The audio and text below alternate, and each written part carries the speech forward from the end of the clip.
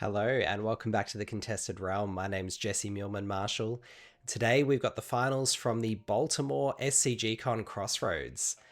We've got CJ on the left of your screen and Julian here on the right. And this is although we have a Druid mirror, it's a fantastic exploration of two really different archetypes in Sorcery. Julian here playing the Fire Druid, Mono Fire, so all fire spells all the way down. CJ, on the other hand, playing an Air Water Druid build. So CJ, you would think, being on air and water, is more likely to be playing the slower role and accumulating advantage over the course of the game, and Julian looking to probably come out the gate strongly.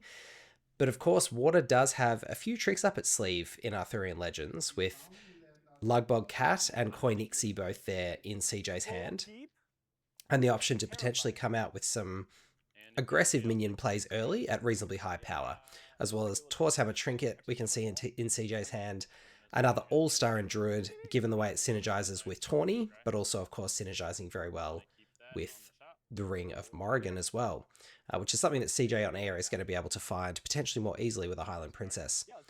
We saw Julian as the second player, using the Seer rule to take a look at the Pact with the Devil on top of the spellbook and leaving that there. Pact with the Devil, a powerful unique.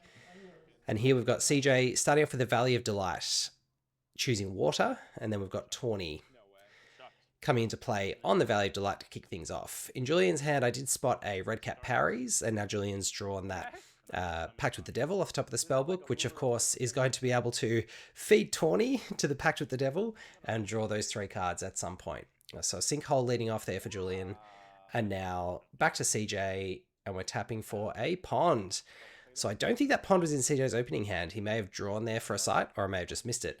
But either way, this is one of those aggressive plays that you can get out of water with some of these really powerful Arthurian Legends tools. We've got Lugbog Cat, an exceptional from Arthurian Legends, 3 cost for 4 power, and Pond allowing CJ to effectively accelerate it out. So functioning a lot like a tower might have in Alpha and Beta, but here allowing not only the mana acceleration, but also if CJ didn't have that double water threshold, the Pond also providing the threshold fixing as well, given it allows you to play the beast without requiring any threshold. Smokestacks of Nyak comes down on Julian's side, which is, as a fire player, something you really like to have in that forward central position, because it does shut down things like Pebble Paths, as well as Troll Bridges or any other disruptive sites that CJ might put in the way of Julian's charge minions. CJ here using an Undertow to aggressively push Tawny up. So Undertow, a card that is often used, for instance, to pull an avatar out of line of projectiles or to lure an enemy minion in, but here actually being used in an aggressive way for CJ to get 5 damage on the board on turn 3 here, between the Lugbog Cat and the Tawny. So a very powerful start there for CJ, and CJ was able to keep the Tawny on the back sight, had the option to move it up last turn, but elected not to, just in case there was a desert.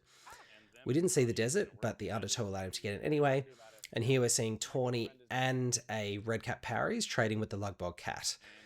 So Julian, because in part CJ was on the play, but also because CJ had such a fantastic start with the Pond and the Lugbog Cat, Julian a little bit on the back foot and having to use his minions in somewhat of a defensive capacity, sacrificing both Tawny and the parries to get rid of the cat threat.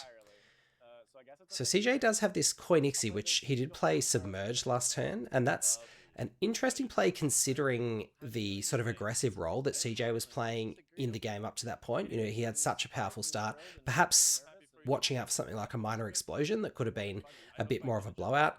But because his cat and his Tawny had attacked up, playing the Koinixie on the surface last turn would have allowed him to get an extra 2 damage in there. And he was, in some ways, a bit immune to Minor Explosion, at least the big blowout from Minor Explosion, because the Nixie would have been on a different site to the cat and the Tawny. But in any event, it is staying submerged for another turn, and a Dapperel Vampire has come down. And now we're seeing Julian playing the Tawny on the Red Desert, or rather summoning the Tawny on the Red Desert using Druid's ability, and then immediately sacrificing it to the Pact with the Devil, and electing, as you'll often see players at the top tables do, to very carefully draw 2 spells and 1 sight from the Pact with the Devil, because of course if you announce in advance that between your 3 cards you want them to be a particular mix of sights and spells, you can do so. making sure, of course, that you don't look at any before you start selecting what the further ones are going to be. But Julian in advance saying I'm drawing 1 sight and 2 spells and going ahead and doing that. Now CJ here tapping for a sight, playing out the Tor's Hammer Trinket and coming in for quite a bit of damage. So between the Tawny and the Dapperel Vampire with the Trinket, CJ presenting quite a significant amount of damage and putting Julian down to 8. So out of nowhere, again, the Coin Ixie staying submerged. So the question here whether CJ is leaving a little bit of damage on the table potentially by leaving that Coin Ixie there sort of in that submerged position and not affecting the board as such. And then Fields of Camlann, which is really, when you're behind on tempo in Julian's position, you know, Fields of Camlann is sort of the perfect thing that you want to see, because it, for no mana, allows Julian to take out 2 minions, the Tawny that was pecking away at Julian's life total, as well as the Coin Ixie that was sitting there submerged. And now the Ascalon Phoenix coming down on top of the Dapperel Vampire and Tawny being summoned on that Fields of Camlann. So a big tempo turn there for Julian. And now for CJ, the Dapperel Vampire with the Tor's Hammer Trinket is able to take out the Ascalon Phoenix. Again, giving CJ a little bit of that tempo back because he's able to take out Julian's minion without losing his own. So the Dapperel Vampire is still going to be a threat there that Julian's going to have to deal with. We're seeing the Undertow to push the Druid up again. So again, a second use of Undertow from CJ in really an aggressive manner to keep aggressive manner. I'm using my manners and my manners mixed up.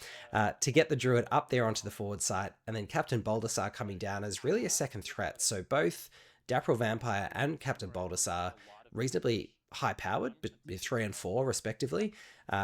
Really reasonably high-powered threats that Julian is going to have to try and deal with at the moment 5 mana. And he's tapping to draw a sight, so he's going to stay on 5 mana for this turn. And with only 8 life points, if Julian can't find a way to deal with both of these threats, or at least deal with one and then diffuse the other one defensively, then he's going to find his life total slipping away pretty quickly. So Colicky Dragonets and Warhorse teaming up to take out Captain Baldassar.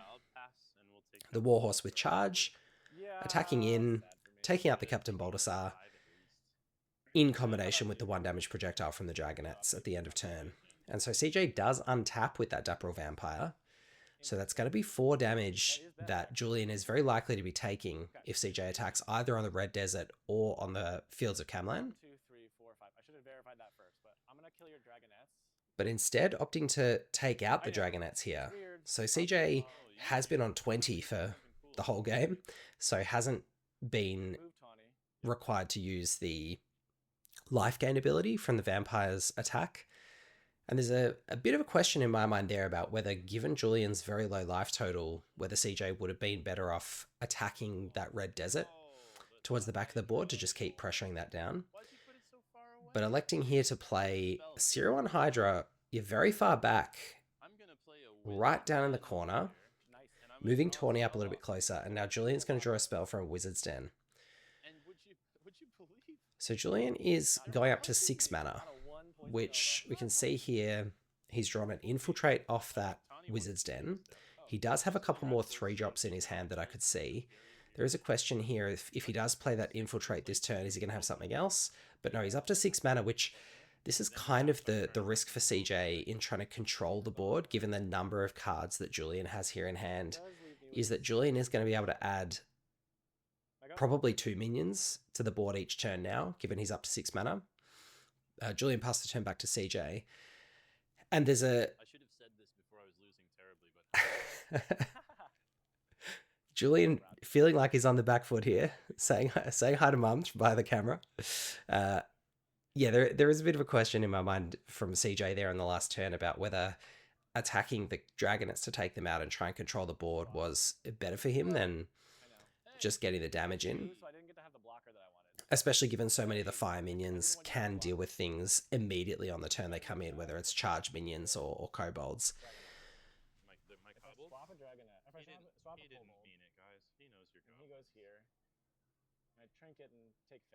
So CJ's having a good think before he commits to this swap here, because that is a powerful play to be able to swap the Hydra out of that corner position, swap it for either the Tawny or the Dragonets. Sorry, the Tawny or the kobolds. So he plays the Taurus Hammer Trinket on the Druid, attacks in on the Kobolds. Finally, someone has done you some damage. And then there's no getting away from Poison Nova, so like when you draw it, I'll be a happy little sad boy. So CJ saying if you got the Poison Nova, it's gonna be bad news for the Hydra. But really, you know, Poison Nova as an exceptional, only a maximum of 3 copies in Julian's deck, and probably not a significant number of other spells that he's going to be able to use to deal with the Hydra. We do know, of course, that off that Wizard's Den last turn, he did draw the Infiltrate, so that's going to be one way that he can deal with that threat.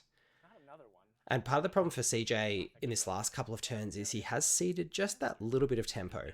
He did swap the Kobolds into the corner where they are going to strike themselves, most likely, unless Julian can really rescue them here. He trades 20 for 20. He plays another site, a Funeral Pyre.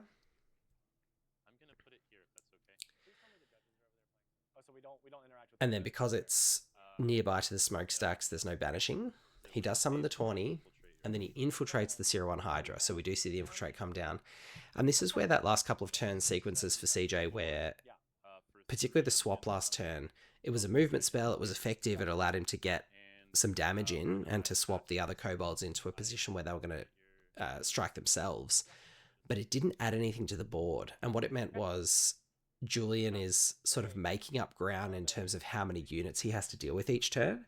So he was able to effectively deal with the 0-1 Hydra using the infiltrate that turn, as well as adding his own dragonets to the board. So this is now getting to the point where CJ is not presenting enough threats to be using up all of Julian's mana every turn, or requiring to use all this mana to deal with the threats that CJ's presenting. So CJ reaching now for Bruin. And this is a bit of an aggressive play, trying to effectively saying, look, Julian, you've got so many cards in hand. You've got now so many units on the board. You know, Julian's got really the only minions on the board with before that Bruin flip. So CJ is saying, look, I've got you down to 2. I want to try and keep my tempo going and keep some semblance of aggression to get those last couple of points of damage in. And of course, Druid's flip side also presenting some options for CJ to both control the board, but also threaten damage to the Druid if it tries to move, to Julian's Druid, that is. So Julian now adding a Saracen Raiders to the board, moving up Tawny, playing the Firebolts to deal 3 damage to the Bruin, flipping to get his own Bruin, and then at the end of the turn, that Colicky Dragonets is going to fire a projectile that's going to deal the last damage to CJ's Bruin.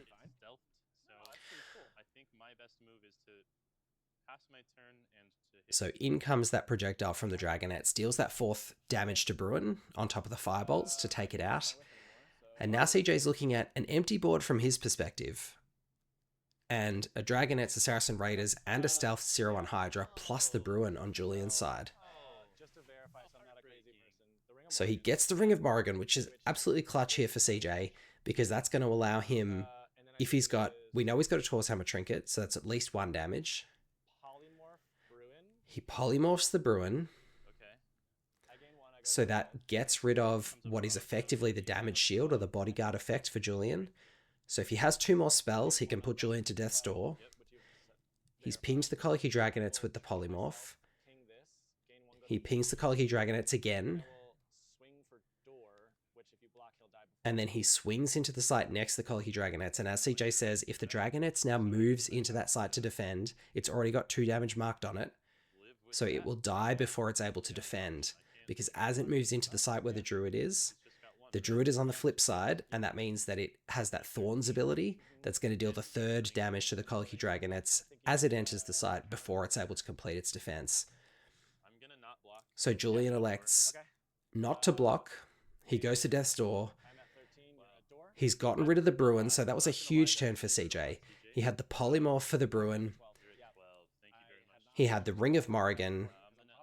And he had the Taurus Hammer Trinket to get his Druid up to the 2 power that he needed to take Julian to Death's Door. And now he's got a Ring of Morrigan in play. He's got a Taurus Hammer Trinket. Julian can't move his Druid because of the CJ's Druid's Thorns ability. And Shatter Strike, absolutely devastating from Julian. My gosh. So he had what may be the one out in his deck to deal with that Ring of Morrigan that's staring him down, that was saying, from CJ's perspective, I have this game sewn up, you're at death's door, you cannot get away from this ring. You know that I've got a spell in hand that I can play in Tor's Hammer Trinket. And then all of a sudden, out comes the Shadow Strike, takes out CJ's ring. He's then got the Saracen Raiders in the tourney. He attacks in, puts CJ down to 2. He's got the Warhorse to follow up. The 0-1 Hydra is too far away to deal damage, but the Warhorse is not. The Warhorse enters on the Funeral Pyre, so he couldn't have the Warhorse enter on the Smokestacks because it would take one damage from the Druid on entry, and then it would take another damage when it enters the pond, so it would have died. So he has to enter on that Funeral Pyre and then attack into the Lone Tower, which is far enough away from the Druid not to be affected by the Thorns. Nicely done. And then CJ concedes. He was at death's door. He's drawn the Vat and Draconis. Wow. Yeah, great. He's got a Tor's Hammer Trinket, Highland Princess that he can't play because he doesn't have the second air threshold. So he effectively has nothing in hand but the Tor's Hammer Trinket. That's what it does. That was Good game, fun, man. Yeah, that was a great game. Honestly, And unbelievably, for a position where he was right on the back foot, he was down to 2 life. CJ had a Daphril Vampire, a 0-1 Hydra, a swap. He had all of the momentum. He had the Ring of Morrigan to threaten lethal. Julian manages to turn it around with a Shatter Strike, and then enough aggression off those fire minions, the Warhorse, the Saracen Raiders, and CJ draws the Vat and Draconis on the wrong turn, and that is all she wrote. So a massive game from Julian, managing to hold his nerve, chip away at CJ's life total, find a way to come back from what looked like an impossible position. Super well played by both players. That was an absolute exhibition of high-level sorcery, 2 really different decks with really interesting takes on the Druid.